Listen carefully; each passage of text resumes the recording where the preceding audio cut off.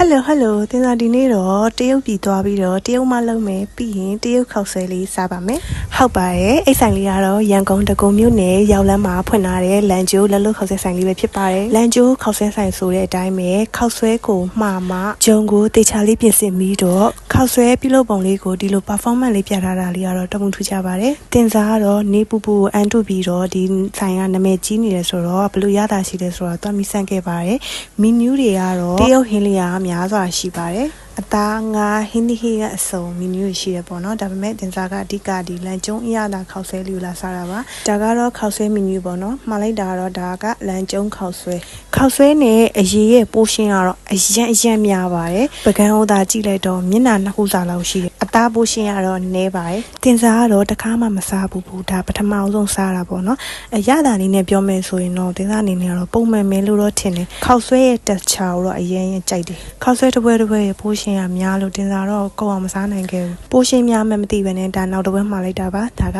စိတ်သားမိရှိအရသာကတော့စိတ်ဆုပ်အရသာလေးပေါ့နော်တင်စားတော့ဒါကိုပိုကြိုက်တယ်နှစ်ခုလုံးခြုံပြောရရင်အရသာပေါ့တယ်ပေါ့နော်အဆက်ထဲစားခြင်းသူတွေအတွက်လည်းအဆက်နဲ့ပဲငမြာကြီးလေးထားပေးထားပါတယ်ဆိုင်လေးကလည်းထိုင်လို့ကောင်းတယ်ပေါ့နော်ဒါကတော့တင်စားတို့မစားနိုင်ခဲ့တာပေါ့နော်အားလုံးပဲတတ